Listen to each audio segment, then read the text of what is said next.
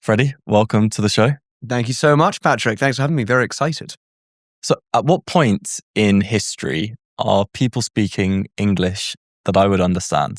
Well, that's a really good question because it kind of depends on your comprehension level. And I don't mean that in a way that, some people just know it better because if you go back to pre-modern English, which is essentially before Shakespeare, you get Middle English, which itself is divided up into dialects. So if you read Chaucer, who specifically wrote in the East Midlands dialect, which came into what we know now as modern English, you'd probably understand quite a bit of that, or at least half of the words there. I've read Chaucer in the original Middle English, and some of it you need to just circle and think, what the hell does that mean? And they have footnotes, but you understand that quite largely. And so I would say you'd have to go back to the 1300s is the most you can get away with if you wanted to go into a market and buy some spoons or something. But and after that, it progressively gets better due to pronunciations as well, due to a phenomenon we call the Great Vowel Shift, which occurred roughly from the 1400s up to like the 1700s. So the best you can do is maybe 1300s, I'd say. But if you want to be really sure and you're not massively confident in your English comprehension and speaking abilities, plonk yourself in the 1500s. I would say it's on the cusp of modern linguistics and history, I would say. Yeah. Great. So what is this great vowel shift you mentioned? Yes. Well, it's called a great vowel shift, as if it's a great war and it happened in one period. But as I mentioned, it takes place over several centuries. And I can't remember the chap's name, but it was a Scandinavian linguist who coined that phrase, I think in 1909 or somewhere around there. And it is the phenomenon of, if you think of your mouth as a geography, people used to pronounce things much lower down. The word meat, which is up there now, would have been pronounced mate, something like that. And it shifted upwards as we go. And there's a lot of debate as to why it would do that. Why did people, in Chaucer's time, 1300s, say mate, and then nowadays we're going meat and all that? And the reasons are numerous. One is that maybe people tend to shift in certain directions as time goes through dialects meeting one another. And another more meteoric answer is the Great Plague, the bubonic plague, the Black Death, whatever you want to call it, happening on and off from the 1300s, maybe even before as well, right up and appearing in Shakespeare's time in the Elizabethan and Jacobean eras. But when it first occurred, essentially what happened is, where there is a disease going on, more people in close proximity die. And in London, that was happening a lot. So the working class suffered more, which is very typical of history, especially in these periods. And there's a great power vacuum of workers, and suddenly people are drawn in from the countries. And as I mentioned, everyone spoke in different dialects. Chaucer was East Midlands. The writer of the Gawain and the Green Knight poetry was West Midlands. You got Northern and many more, and they all get sucked into London. So you have all these people with many different dialects speaking English, but very different types in the melting pot of London. It's the first bit of mass migration into the city, if you think about it. And if you think that, dialects these days are quite a thing, if someone from Devon might struggle to understand a Geordie and vice versa, that ain't got nothing on the past. They were real different. So they all popped in, and that melting pot led to people changing the way they speak. And I think it's a bit tragic. We do lose some dialects that may otherwise have been wondrous and beautiful. Even if you go back to Old English, Anglo-Saxon, that's only the Wessex dialect of what we know, because basically they're the only ones that withstood the Anglo-Saxon onslaught and wrote about their history, thanks to Alfred the Great. But I digress. The reason is the Great Vowel Shift happened because the Black Death wiped out working class people. They all poured into London, and everyone just changed and found a common norm. And if I may just quickly round that off as well, the printing press as well. If you go onto the continent, a German chap called Johannes Gutenberg in 1440 invented what is called the printing press. And this wasn't some trivial thing that you and I might go, well, it's a printing press. It's not that impressive. It is. It's the first internet, essentially. It's why Lutheranism and Protestantism became what it is, and the ideas spread like wildfire. And also, a chap called William Caxton brought it to Westminster in 1478, I believe.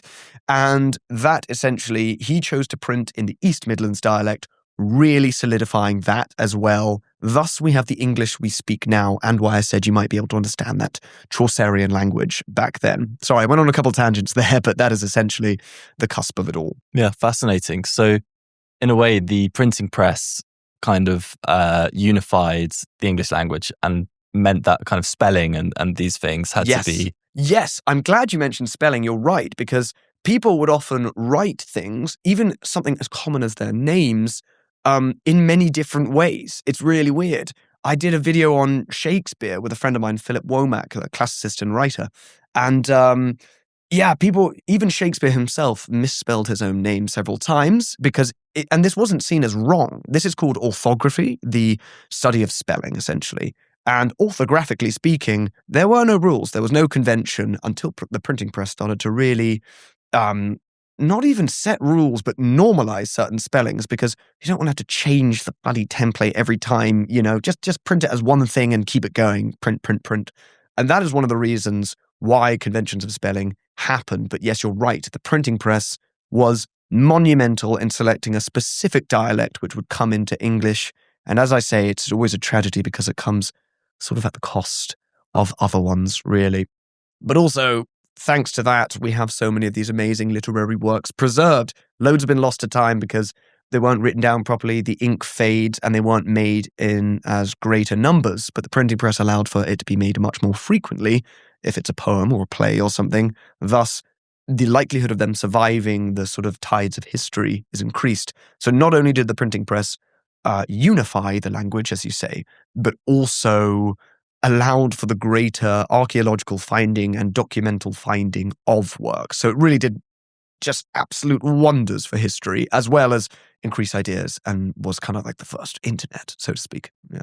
So what were some of the other big turning points in English, the development of the English language? Well, that is, I think the English language, it's not unique, but it's one of the finest exemplars of a language defined by its turning points. I'm definitely plagiarizing someone here, but I'm going to call it an archaeological language. If you go down the layers of the soil, you'll get to different time periods. An old tractor, for example, then the Middle Ages, then, you'll find a Roman coin or something. And it's the same if you go into the depths of English.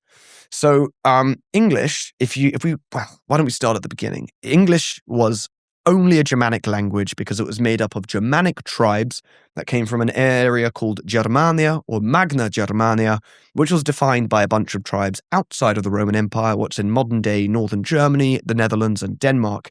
And these tribes that also made Germany, Netherlands, Scandinavia, some of them went to England. There were the Angles, the Saxons, the Jutes, the Frisians, maybe some Franks as well. And they went over, and eventually, fast forward, we have a Germanic language set up by them. They're the first English people. And for that reason, you wouldn't understand what they're saying exactly. It's like what the opening line to a novel by L.P. Hartley called The Go-Between is, the past is like a foreign country. They do things differently there. And it could not be more true. Old English, when I first read it, I'll give you a line from Beowulf, line 800 and something, 17, I think. It's Thacom of Mor under Misleothum, Grendel Gongan Goddess Iber. I'm not sure how much of that you caught. Exactly. And yet that's English somehow, or Old English or Anglo-Saxon. So that you can see as the first formulation, the birth, the conception and inception of the language. And then the Anglo-Saxon period, which begins roughly around 400, but is the time frame for this, comes to a whopping great end at 1066. You're nodding. I think that's a pretty well-known date. Exactly. 1066 happens, and suddenly it splits. The peasants are speaking Old English, and then, or just, an older English. And then in the upper sort of echelons of society, you get French. And then suddenly, instead of being only a Germanic language, those meld together. And by Chaucer's time, you have one that's kind of almost 50-50. These days, I believe it's roughly a third Germanic, a third French, and then you can get other groups straight from Latin and Greek, and a lot from another Germanic group of Old Norse as well, where we get any town ending in B, Thornaby, for example, or any town ending in Thorpe or Kirk being the Old Norse for church. All of that's from Norse, or the word need, knife, axe, sarcasm, all these we get from the Vikings as well. So that's another one. So you get 1066, you get the Vikings as well, the Black Death and the Great Vowel Shift being another, the printing press. The Industrial Revolution happened as well, which was essentially another version of the Great Vowel Shift in a mini version, and also kind of brought it to a close. People were standardizing things as well, and dialects like sort of Cockney rhyming slang were kept as an oral tradition, which is what, if you go all the way back to the Germanic tribes of England, were doing, which is kind of a nice cyclical thing, I like to think. And then you have essentially modern English as it is, even though modern English begins around 1600. Shakespeare was writing in modern English, though to some it may not seem so. Then by the Industrial Revolution, 1800s, it all kind of linguistically speaking settles down a bit. And then nowadays, you got your regular English that you and I speak. And if we were to break up the sentences we're saying, you could pluck out words and go, that's from the Anglo-Saxon one, that's from the post-Norman period, and that one's a new slang, or that one's from Old Norse. And hence why I say it's an archaeological languages. So that's a bit of a whistle-stop tour through the great events that made English what it is, really. Yeah. So let's look forward now. There are more English speakers, I believe, in India than there are in any of the countries that speak English as a first language. Yeah. How do we even think about English? Who does English belong to today? Good question. Well, I mean, English, the thing is, why are so many people in India speaking English as a first language? The answer is unsurprisingly colonialism, which means like if a language, and the same goes for like Welsh people or Irish people who speak English as a first language, like it doesn't belong to the English people at all. And the French, for example, standardize their language. They have a body of officials that essentially help set and maintain the rules, whereas we have never had that.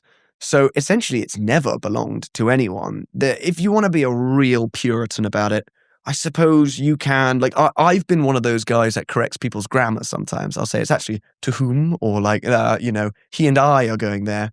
But that's all a bit of fun and a bit silly, and I don't do that anymore because to my you lost your friends. Yeah, exactly. I had to choose between being correct and losing my mates. But so I think that's a nice little microcosm of like how it doesn't belong to anyone at all, and language should be shared. And English is kind of, it's like made up of so many different languages. Anyway, it's an exemplar of how languages can evolve, and languages. Now, there are English dialects in India, and American is very different in many of its conventions to English, and they're kind of its own thing. You could hold received pronunciation, like how you and I speak, as the exemplar, which is what some people do, but that's nothing more than elitism in my mind, because there is no dialect better than another. And essentially, whatever version of English you speak is yours, and we're kind of all just sharing in it together, and it's a pretty communal thing and belongs to no one essentially. It's also changing now because we're all on social media. We're using AI. How are social media and AI changing the English language?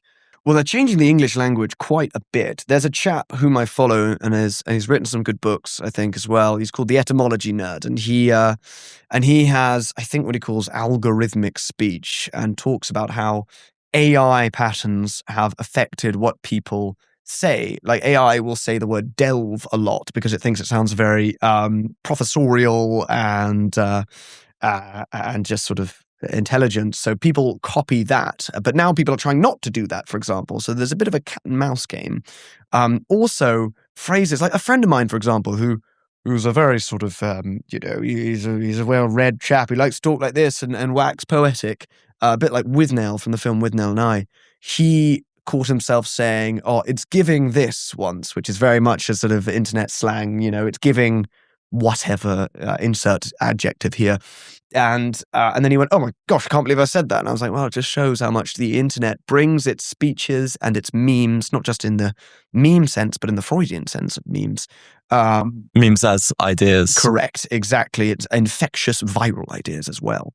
And so, yes, the internet essentially allows us to share in internet speech. And I actually don't dislike it massively, as long as it doesn't delve into my beloved literature.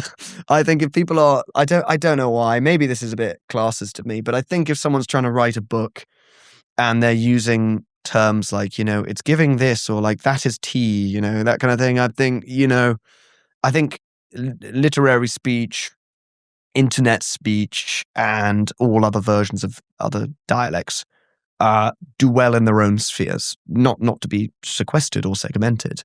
But that is how the internet, I think, is affecting the way we talk, essentially, and it's okay. And as you mentioned with social media, it's also Instagram now does their AI translated versions, and I've even got some comments under my videos. Not a lot, but sometimes people going, "God, your Spanish is perfect," and I was like, "That video was in English," and they haven't realized that it's been automatically translated into Spanish. And even I've been caught sometimes where I watch a video which has been AI translated, and I'm like, "Why does his voice sound so weird?" And I'm like, "Oh, that man is speaking in Portuguese right now," and his mouth has been AI edited to move. So it kind of brings people together, but I don't know. It feels like a bit echo chambery that it just further entrenches us into our own whatever's expected of us from our languages, really. And I don't know, maybe it reminds you that it's good to do as we're doing now and chat to people in person, because this could be over Zoom call, AI translated. But that sort of social relationship, be it parasocial or not, is also very important to maintain throughout all these different linguistic changes into social media, basically. It's interesting how before you might develop slang and a dialect only with people that live nearby. Now you can develop your own dialect with people that live all across the world. And so we see kind of internet subcultures developing their own language, even though they're not actually with each other face to face. Yeah, you're so right. And it raises the question of community as well. Even you get, like, if a certain friend group hangs out together, often they might speak in their own slight, subtle, different ways. And that's a little microcosm of what an accent is, what a dialect is. And so it's really weird that someone over in America, I mean, it's been happening before the internet because people were watching American television a lot. And now I see even English people pronouncing the word wrath, like grapes of wrath, like wrath now. And that's kind of fine. It doesn't raise any eyebrows. And I'm not going to get all, I don't ruin my English and make it American. Not that to make it American is ruining, but, it's nice to keep things, maintain traditions. But, it has been changing a lot, and you see the great shifts in accents and dialects and slangs happening. And it's actually, I think, fun. I think it's like, for lack of a better term, it's fun that people get different terms as long as one culture doesn't sort of impose over the other, and you get interesting shared ideas. Because at the end of the day, you shouldn't just be further entrenched into a linguistic echo chamber. It's great if you're exposed to someone from, I don't know, Polynesia, somewhere in Polynesia, an island there, that might tell you more about the way they speak and the customs they have, and the similarities they have as well. Not that globalization hasn't already done that, but it's nice to see that not happen in social media when it doesn't. So we might end up through social media, ending up with subcultures with their own language. We might stop being able to understand each other as well. Hey, but so what? That's just natural. Yeah, exactly. And it's happened before in real life. And if there's change, people get really messed up about change. Change is scary. But as long as it's, in my opinion, natural and it's not forced. The only time when language change is bad, in my opinion, is when it's imposed. For example, when we English basically imposed linguistic change onto the Welsh, for example, and the Celtic languages in Britain kind of all but died out. Like, that is bad, for example. That's a bad thing, and fortunately is being reversed slowly but surely. So transposing that onto social media, if there is great change and people might not understand each other and these new frontiers are made, linguistically speaking, I think that's okay as long as it's organic. Because at the end of the day, what is language if not the natural progression of human beings communicating? And if that takes a change which is foreign to people, then that's okay, as long as it's natural and people are consenting to it. That's okay. Although it's nice to communicate with everyone as well at the same time. So language and literature written in that language are obviously two sides of the same coin. Yeah. So maybe let's go into some of the great works of literature throughout English history, which have kind of defined periods of our history. Yeah, gosh, that is a good question. So I think language and literature has, as you say, an inherent relationship to one another, two sides of the same coin. And it's very interesting if you look at if you go back to the beginning of English literature, you have an oral tradition of poetry. People are speaking it, they're not really writing it down. The only reason they were written down, you can largely really credit Christianity and the convention of writing. All the texts, all the poems in Old English were probably written by monks, and even after that, into Middle English, a lot of them were written by monks as well. So, so the great works, I would say, is when Beowulf was brought into the written convention, written somewhere between 750 and in the 900s. There's that sort of window. It's quite a broad one, so it's at least 1,000 years old. That was massive, I think. And as I mentioned, it's largely in a Wessex dialect, I believe. And it's great fun to translate if that's what you're into. I love it. So Beowulf, I'm whacking down there. I would say Chaucer was a new one, writing 1390, I believe. He basically, his Canterbury Tales, Troilus and Cressida is very good too, but Canterbury Tales, Chaucer probably, if you look at Sir E4 Evans' A Short History of English Literature, at the beginning he says that Chaucer probably only had an audience of a few thousand people, which makes sense because, not that many people would read back then. Books were harder to share and make. But that is still quite a lot. And he represents a lot of working class people in that. So for people at the time reading about working class people, and for us looking back on these stories of what a miller talks like and an innkeeper, I mean, you get a knight in there as well, but the wife of Bath and the bawdy women and all that. And it's funny and slapstick and gross and sexy and weird. And it's that, actually, Chaucer is amazing because a lot of these old stories will be about kings and knights and heroes and clergymen. But that's about regular people, and it's written almost 700 years ago. So I would say Chaucer's definitely a big one. Was that unusual, Chaucer writing about regular people? Is that rare? It was unusual. I mean, it wasn't like taboo. I mean, you can get other examples of it. It's not like, the bloke was risking having his head chopped off or anything, but it was unusual. I mean, his other texts are about Troilus and Cressida, and then you look at the other Middle English stuff, you get Sir Gawain and the Green Knight, you have Thomas Mallory's Le Morte d'Arthur, which is in English, despite the Norman French title. That's about Arthurian legends, both of them right there. And then later on, you get poetry about humanist poetry if you go into the sort of 1500s.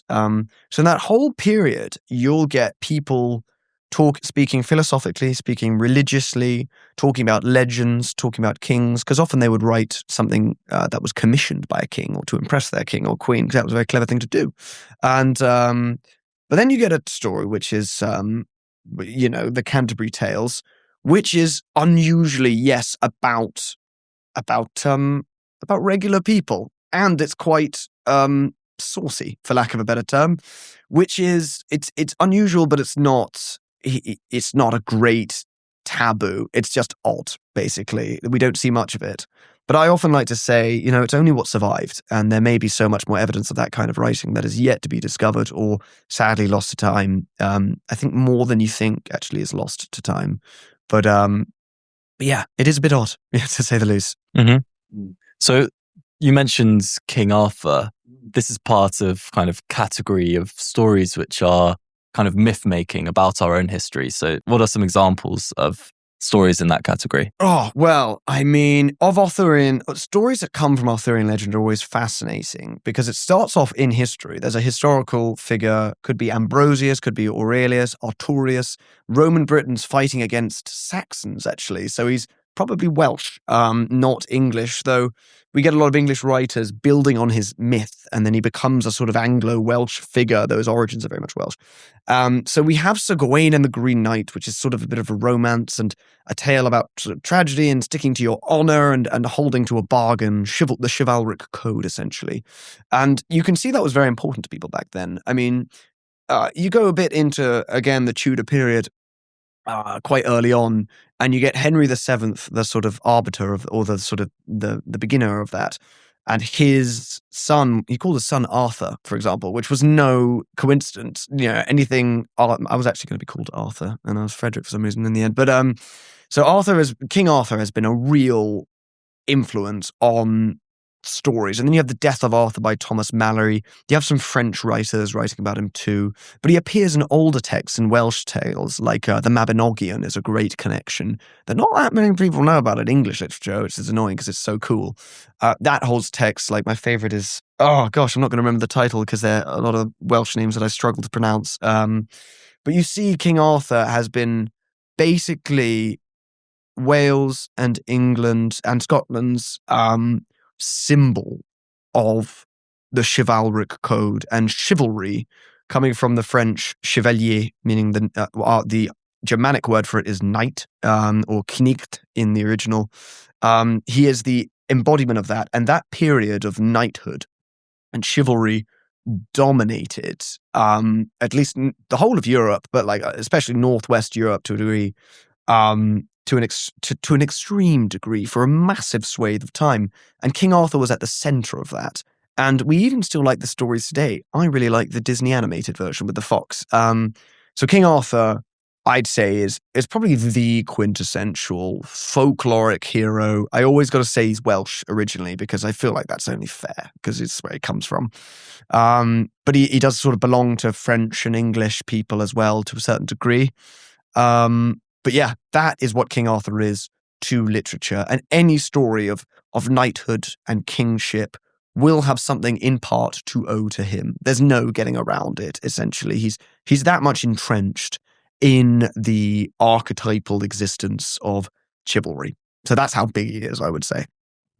Are there any other stories like that which were used as this kind of to kind of create a myth behind this country? Yeah, sort of foundation myths. What comes to mind is a bit of an antithesis to King Arthur, but has a similar folkloric status, which is Robin Hood. Robin Hood was big in his own time, not for the same reason, not venerated. We can find existences of people called Robin Hood going back 700 years or so. And I think actually even more, maybe 8. But we look up, and there's an old text called The Little Gist of Robin Hood, or The Little Jest or Story of Robin Hood, or Hod, it would have been. And he was massive as well. In fact, we do think that in a lot of the bailiffs and registrars and justiciars sort of records about that, people are if you don't know the name of an outlaw, they would call him a Robin Hood. So while you've got King Arthur as the absolute, antithesis and the big guy that everyone wants to aspire to, and Henry VIII's big brother was called Arthur before he died, which is why he didn't become king. You got King Arthur up there. Robin Hood at the time was kind of the scoundrel over there. The origins of the myth come probably from Yorkshire before they trickled down and were really cemented into Nottinghamshire and Sherwood Forest, of course, and Locksley, hence why the Robin of Locksley myth came about and tied him to King John the Bad, or Bad King John, which I think is a bit of an unfair record. So Robin Hood, I'd say, is the kind of yang to King Arthur's yin, even though nowadays we quite like that rebellious anti-hero, and we sort of changed our values in literature, so to speak. So you mentioning John the Bad is making me think about the kind of nicknames that we give to leaders and characters, and how maybe that's part of an oral tradition. So we spoke about the printing press. After the printing press, we kind of moved from that oral tradition of communication and storytelling towards written storytelling. And now we're maybe moving back towards a kind of oral tradition in the world of podcasts, social media, radio, and so on. How does the form of the communication kind of change the language itself over time? And what are some examples? Oh, yeah, it changes a lot. So, yeah, nicknames and nomenclatures and slang terms aren't things that people tend to write down a lot. I mean, you'll get someone talking about, I don't know, the Butcher of the Somme, for example, or Bad King John, or Richard I being Coeur de Lion, Lionheart and all that. But yeah, you're right. We do move to an oral tradition. We are kind of moving back to a digital oral tradition, though we are trying to get people to read more nowadays. I think 2026 is meant to be kind of the year to get people back into books. But you're right. We do get into oral traditions, and I was literally just having a call with an audiobook company, and that's massive. That I think is something to really touch on, is how things are coming back to in full circle. If you listen, I listened to Beowulf, an audiobook read aloud by the actor Julian Glover, great Shakespearean actor. He was in Game of Thrones as well, actually. He played Maester Pycelle, the bumbling old fella. And I was listening to it and I was thinking, oh my gosh, this is actually what that intended to. So the modern era does provide a reconciliation with that. But also, the true origins of oral storytelling are a bit different to what we're doing now. We are bringing it back a little bit, but if we go to Old English, for example, the oral poet was called a shop, SCOP, not a shop as in a supermarket, but and that is essentially it means a shaper. They shape the poem every time they tell it. Their job was to remember it. They didn't write it down really, and they would just tell it anew every time. The basic beats would be the same, but you'd add your same sort of inflections all the time. So we don't really have that because there's no one's job to remember these things and to say it, because even though we do speak things aloud and the digital age can let us put things on cameras and stuff, we're still reading from stuff. We're still reading from the original text that was written down. In essence, we've put too much stock into writing, and I love literature and writing, that we haven't really gone back to oral poetry. I mean, I bet if you went to, I don't know, somewhere in the Anatolian area or out into Kyrgyzstan, somewhere, I think in Turkey they still do this a bit, is why I say that, that you might get an oral poet who is basically that, whose job is to remember it and tell the story every time, and it would be like the Odyssey or the Iliad. But it's actually, I don't think it is what it used to be, and it won't go back to that, because the existence of writing and the printing press has so entrenched what literature is to us, really.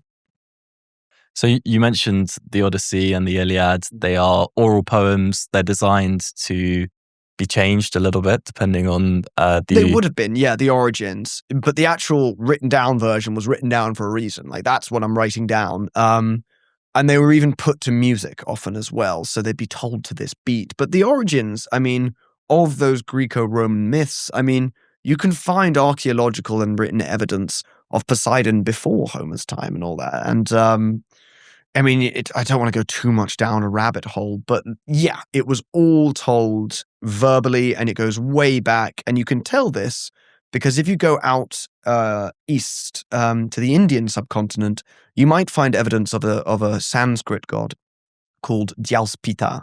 And if you go back out west in Greece, you might get Zeus Pater, Father Zeus. And in Rome, you might get Jupiter. So Jupiter, Zeus Pater, Dyaspita. That sounds a bit similar, doesn't it? Even though they're apps thousands of miles apart. And that shows that these share, by the way, they all translate to the same thing as well, meaning Sky Father, or Father of the Skies. So that shows that these were all conjoined once into some sort of ancestral spoken language, sometimes called Proto-Indo-European, spoken maybe between 4,000 and 6,000 years ago. And they were all oral traditions. So people were speaking these oral traditions. They split off telling similar stories, and then they start to write them down. And that's why now we're seeing similarities across. So it really was the way it was done for much longer than we've been writing them down, interestingly. So you could almost say it's more important to history is oral tradition. Though, of course, history relies on records, and written stuff is easier to document than the spoken stuff. Yeah. Are you upset that the new Odyssey film is not entirely accurate to the book? No, I'm actually not. I'm a massive Puritan when it comes to certain things. But also, I'm looking at a film that, like, the poem's complicated, and it's got a lot of stuff. And if you did a fully accurate, in terms of narrative, adaptation, it wouldn't translate well to screen, I don't think. It's, and I know that sounds like sacrilege, but if you think about Shakespeare, when you adapt a Shakespeare play, if you did Hamlet and you didn't take anything out, it would be like 4 hours long, over 4 hours long. No one wants to sit down for that. So people take out great stuff, which is sacrilege. Oh, it's Shakespeare. But no, adapt things for what they're going to, for the modern era. So that I'm okay with. A lot of people were up in arms about the cast. I wasn't really. I'm going to give my own review and say that, but I wasn't really. I mean, it's like, a lot of the reason why people were getting upset, I didn't have a lot of truck with it. Because, I mean, you could do an entirely Greek cast, but people didn't say the same thing about Troy, for example, which was a much, much more inaccurate adaptation of the Iliad. So the casting didn't upset me. But no, I enjoyed the film mostly because it captured many of the core themes of the Odyssey with surprising accuracy. It surprised me. I don't want to spoil it for people, but there's aspects of hospitality, and Odysseus sort of being welcomed into places and wanting to escape from places and all the beats as he tries to get home. And it handled them pretty well and made changes where I was like, okay, I'm okay with that. That's a cool adaptation. So in short, I think Nolan did pretty well. But if you're a Puritan and you want something that has more loyalty to the casting and to all the plot points of the original, there are many other fine ones out there. Which I can't name any right now. But yeah, so it was fine with me. Interesting. So just moving on a little bit, this podcast, right? It's all about what we can learn from history. So we think that we're living through a great turning point at the moment, a big turning point in history, a period of rapid change. Obviously, one thing that you can't really learn from the history books is what it feels like to actually live in a period of history. What are some books that can help us to understand what it was like to live during periods of great change? Well, I'm glad you asked, because it's nonfiction history books are great, but often the reason why literature is great is because it's written by people sometimes of that time. So plucking any particular period out of history, let's say the Industrial Revolution, read Dickens, maybe get a bit of Trollope in there for the Victorian stuff, but Dickens is just wicked. Oliver Twist, he was really, really cynical of his own time with a wonderful wit and satire. Like, that's insane. We were talking about Chaucer, right? Like, I read Chaucer and, I'm like, I feel like I'm actually sitting in this tavern with all these people, and it's the 1300s right now, and they're making these jokes with one another. I'm not reading about what king passed a certain law or went to war. I'm reading about regular people. So that's what it is to exist there. Going to like the Anglo-Saxon period, there's a poem called The Wanderer, which is a really mopey poem about a fellow who's in exile because his people were killed. But like, it really shows the values that these people had of how your lord was essentially your god. Not essentially, because a lot of them were Christian, but that The Wanderer, we don't know the poets who wrote it, but that one captures it really well. You essentially have to pick and choose what was written by someone in the era and just judge for yourself using your own literary analysis. And everyone in the world, no matter whether you got a degree in English literature or in, I don't know, rocket science, or you don't have a degree at all, everyone in the world has literary comprehension and analytical skills. So look at an old text in any period that you want to study and try and see if you can find the humanity in it. Because I think storytelling, be it oral or written, is one of the most human things ever done. Like, we just can't stop doing it. Like, we just love to do it. Even painting on caves and stuff is a form of record making and storytelling. So if you can look for the chronicles, the contemporaneous articles where people wrote about their time, you will find evidence of humanity in that period. And it's fine to read about the historical articles and chronicles as well, but look for their stories in it, because that's where you find real humans. And that's where you'll find experiences of what it was like to be then. And it's quite comforting, because those people were just as alive as you and I are now. And it makes me feel a little less daunted by all the tremendous change and turbulence that is occurring politically and historically and culturally right now, I would say. Yeah, agrees. Yeah, scary stuff, isn't it? So what is it about Dickens's style which is so unique? Why do we say Dickensian as an adjective? Well, yeah, it's a good point. When you've got a word named after yourself, you've done well, like Shakespearean, Dickensian, Promethean, Sisyphean, that kind of thing. Dickens, I think, one, he wrote a lot. He was a serialized writer. I mean, he was kind of paid to write. He made a career out of it in his real time and wasn't just posthumously famous and sort of, like Kafka, sadly, who didn't see any of his own works really published when he was alive. Dickens is, one, because he was prolific, as I say, he was writing a lot. And also, like, it's worth mentioning, he was bloody good. Like, his books, his stories are entertaining. So there's all that as well. And he's covered a lot, from David Copperfield to Oliver Twist to Nickleby to A Christmas Carol. I mean, you've got a Christmas story in there, an orphan story, a sort of coming of age story, sort of. And all of it is imbued with a lot of satire and wit. So it's got that funny bits that we like, albeit with a tongue-in-cheekness. But also, while he's not really considered a Gothic writer, you'd have to go a bit into sort of Mary Shelley for that, or maybe a bit of Emily Bronte for that. He has elements of the Gothic, the industrial modern Gothic in him.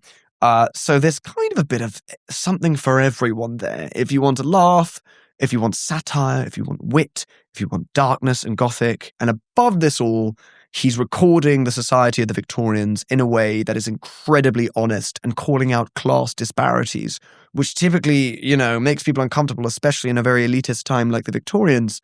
So the fact that he did that and not only got away with it, but succeeded at it, shows how impressive he is and why the word Dickensian carries so much veneration and weight. I read Frankenstein recently. It was so miserable. Oh, it's so depressing. It's actually been a while since I've read the book. I was going to read it because I was invited to a screening for the Guillermo del Toro adaptation, which I didn't hate. I quite liked it a bit. I didn't like all the colors in it, but it's so depressing. Mary Shelley, essentially. I mean, there are some greater scholars on this. Some people just dedicate their life to studying Mary Shelley. The last thing I read from her was about a week or two ago, called The Invisible Girl, which is really good, shorter story. Again, quite miserable. She was quite a sad person, I think. Reminds me of sort of, I don't know, Charlotte Bronte, Dostoevsky, Kafka, that kind of thing. So it's not new in literature. But she had a weird relationship with her mother, Mary Wollstonecraft, who was one of the first sort of proto-feminists, first-wave feminists. 1792, she wrote The Vindication of the Rights of Women. And Mary Wollstonecraft, so for that reason alone, cool woman. And I believe she dies in childbirth, giving birth to Mary. And Mary loved her mother despite having never known her. And in her house, she would often spend much of her time writing and sitting and contemplating by her mother's grave. It was a safe space for her. And all of that went into Frankenstein. I mean, I'm sure you can, find someone, a Shelleyist, not the Percy Bysshe Shelley, but the Mary Shelley, who could talk about that, because I believe she even might have lost her virginity by her mother's grave as well to her future husband, Percy Bysshe Shelley. So, like, that shows the weirdness and the uncomfortableness by our standards that goes into that kind of book. And also the themes of it was called A Modern Prometheus originally because it's about sort of man challenging God and taking nature into his own hands. So there's a lot of reason for that book to be plumb and miserable. But, a lot of these books in the Romantic era, in the period of Enlightenment, the Victorian era, are miserable. Mary Shelley's not alone in that. So, yeah. So you're doing this series at the moment on Shakespeare. What are some of the more interesting things that you've discussed? Oh, Shakespeare's fascinating. So, I mean, it depends whom you ask. But one fun fact is you can credit him for inventing or coining or at least bringing into popularization or popularity about 1,700 different words and phrases. So if you say you're green with envy or the green-eyed monster, if you say the word star-crossed lovers, even the word eyeball and luggage, for example, we have that thanks to Shakespeare. That's one bloke, which is off the charts insane. That's pretty interesting. The plays themselves are interesting, but you need a lot of time to break them down because he wrote 39, maybe more plays or maybe fewer, depending whom you ask. But interestingly, I did a series again with my friend Philip Womack, who are people of the claiming that Shakespeare was not whom he is, the man of Stratford upon Avon. Some people claim it was Sir Francis Bacon.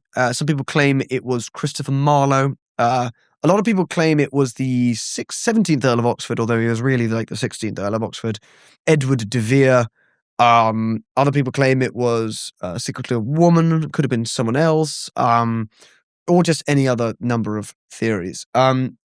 I will say go have a look at the research yourselves, guys, but it's all nonsense. Really. I mean, half of those people died before half the Shakespeare plays were made, and there's no reason for it not to have been him. I think it's so much evidence. So what are called anti-Stratfordian theories is, the thing that it wasn't William Shakespeare who lived in Stratford upon Avon or who was born there and then worked in London.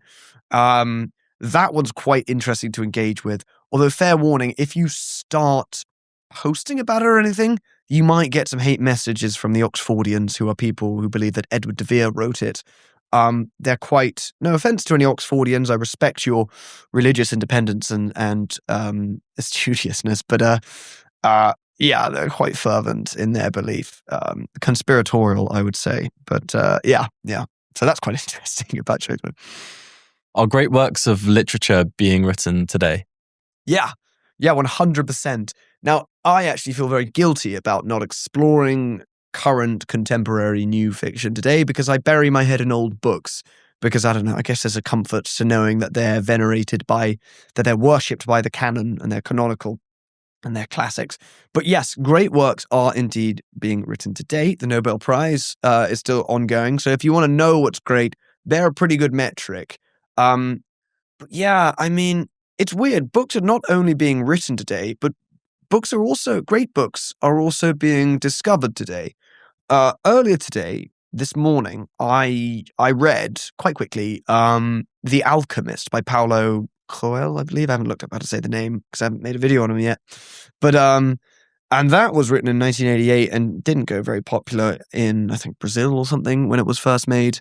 And then now it's getting a massive resurgence, and it did have one earlier, I think. And so books rise out of the works. I mean, the idea that only the people in the past and these great sort of writers of the past have written and will write good books is not true. Often it's hindsight that lets us see really good books.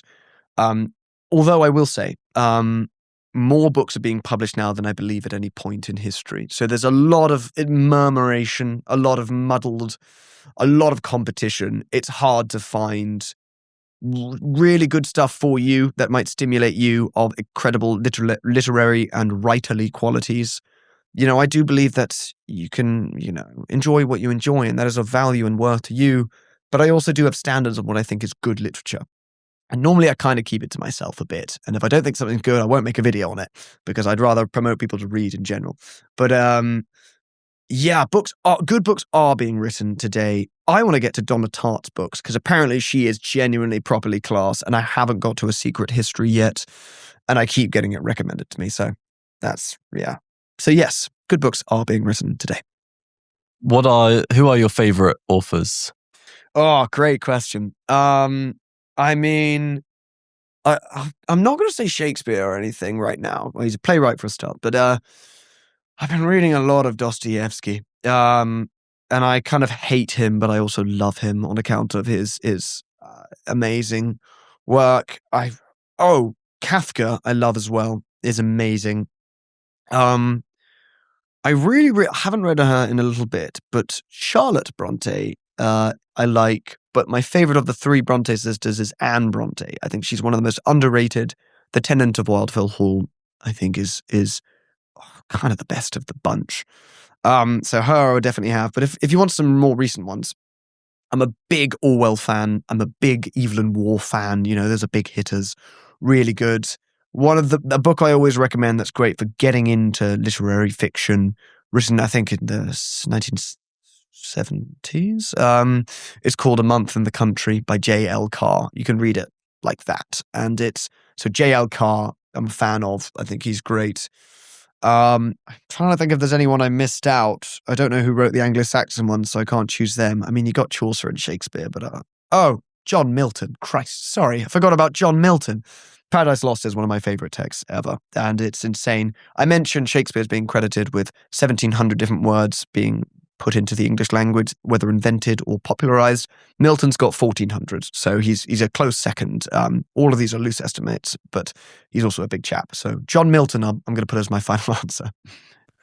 So we mentioned Dickensian as an adjective. Another great adjective is Kafkaesque. Yeah. Where does that come from? Well, there was a chap called Franz Kafka. I believe he was Czech-born or something. He was Jewish as well and lived in, I think, Poland for a bit and then Germany and wrote in German predominantly.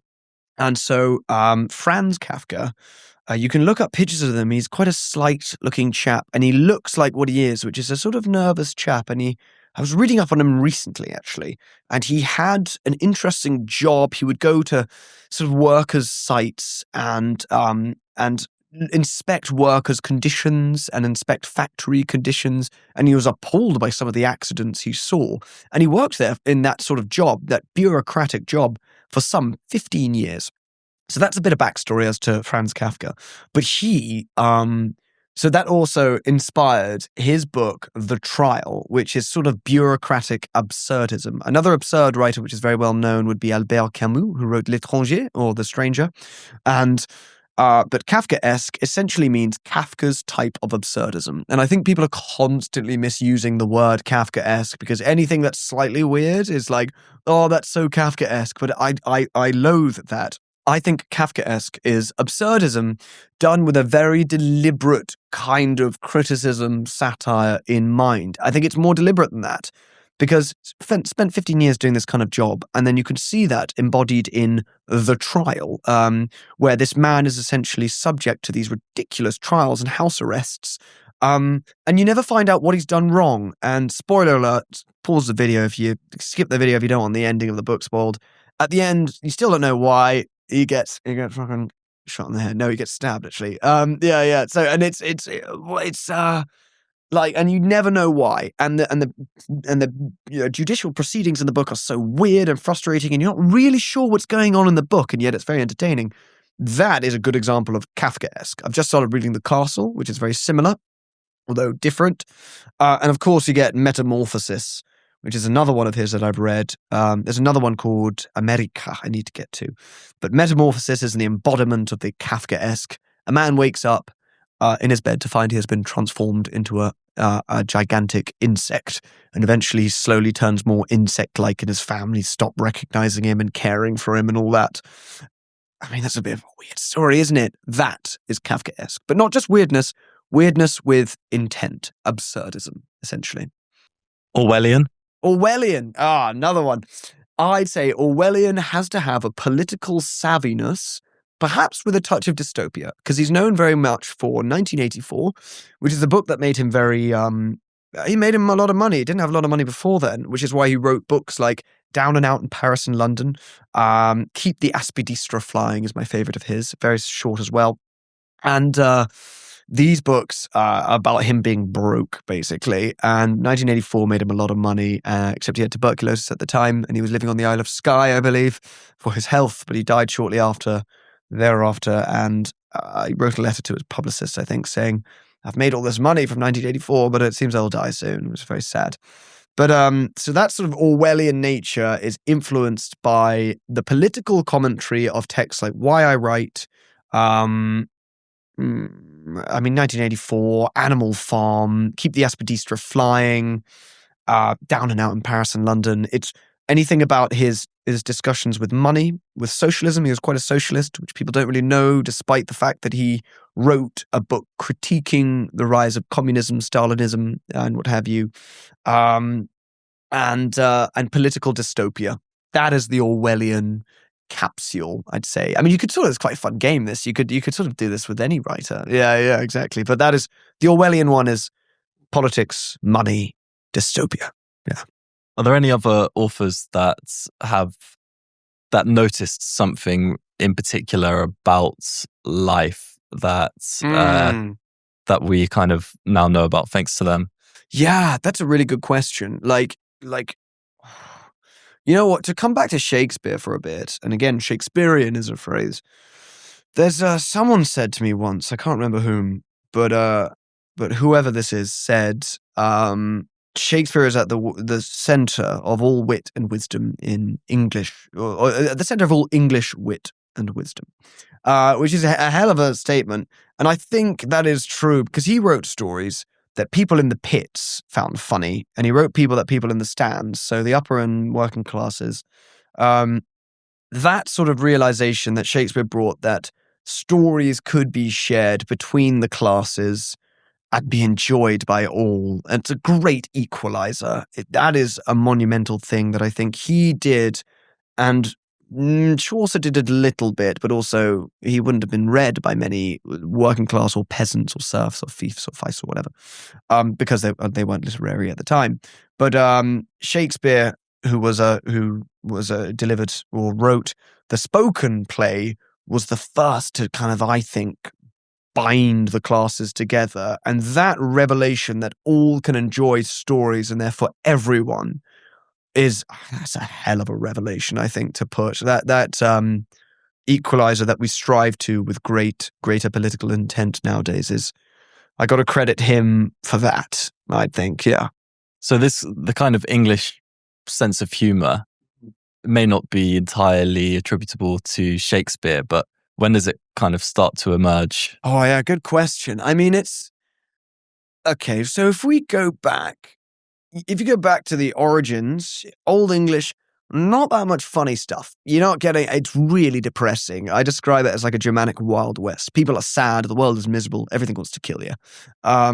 So I would say that the origins of wit happen in the medieval period. Again, to sort of cite Chaucer, the humor there is quite funny. Oh, actually, let's go back to the Anglo-Saxon period, because you do get some stuff. Like there's a tale, I think it's the Venerable Bede, an Anglo-Saxon chronicler, who told a story I think it takes place in the north of England, where a bunch of monks are trying to use a bunch of rafts on a river to float some supplies down to build this church. And these Anglo-Saxon men, or they would be Anglian men, being in the north of England probably, are watching them. And then the river becomes too much, they lose control, and the supplies tumble into the river. And then the monks and then the stuff falls into the river. And the Anglo-Saxons are said to have made a jeering sound and gone, "Whee," which I think we still do. And I've said this before. If you're in a pub and someone drops their glass and everyone goes, "Oi," which is very childish and rude, but we all do it and it's funny for some reason. I think that's quite funny that we've been doing that for over 1,000 years, taking the piss out of other people spilling stuff. And so, yeah, that is one of the first citable indications of one of the more thuggish aspects of English wit. But you can see it taking form in literature through Chaucer and Shakespeare, and then through everyone writing in the 20th century. So it's very much an evolutionary thing as literature itself evolves to be more widespread. Yeah. So to kind of bring this back, if you kind of look at someone from 100 years ago, 200 years ago, what would they think about the way we speak today? I think, that's a really good point, actually. So it depends where they're from originally, and it depends whom they're talking to. Because, so let's go 200 years ago, 1826. Yeah. So empire's really kicking off. Imperialism's going well. You got your poshos, you got your working class fellas. I think if you take someone like, in that period, let's take a historical figure like Wellington. Wellington was a massive snob, though he is heralded as a great hero because he defeated Napoleon at the Battle of Waterloo, yada, yada, yada. He would probably look at us, look at the clothes we're wearing, and how revealing it is. God, I don't have this all done up and I'm showing my arms and all that. And he'd listen to the way that I'm not pronouncing even though I have what is considered generally a posh accent, I'm not pronouncing absolutely every word, and it's not basically what we would consider a royal dialect. Someone like that, would probably think, God, what's happened to us? Everyone's such a pleb now, or something like that. Obviously, don't quote me on that. Don't take that clip out of context. But he would. So you get those. Some people would look at us and look at the blending together and the sort of softening of the posh accents and the sort of diversification of all other accents and all that. And the way we dress and the fact that we all take the tube together and we all, getting into some of us that we're all hopping on line bikes together and stuff. They would look at that and the stories we're all reading as well, of course, and think, if you're in your upper classes 200 years ago, you'd think, what a travesty, gosh. But if you're in the lower classes, you would think, oh, look at that. This is so cool. This is amazing. Everyone, and I have to say, I'm in the camp of the lower classes. I think the fact that stories, lower class, working classes, the fact that stories can be shared, that culture is shared, that clothes, sartorially speaking, that transportation, that living quarters, it's all blending more so together. We still have problems of gentrification and classism and racism and all this and sexism. But I would think that the stories we're telling, the cultures blending together, are very much to the disfavor of elitists and to the favor of those that want more community and equality. So I would think that is what someone from 200 years ago would say. It depends whom you're asking, but yeah, I think it's a good thing. Yeah, what's happened. Great. Frederick Atkinson, thank you so much. Thank you so much for having me, Patrick. I can't wait to see how this turns out. And I don't know, maybe I'll whack a couple clips on my account if you'll let me poach them or something. Yeah, that'd be great. Thanks, guys.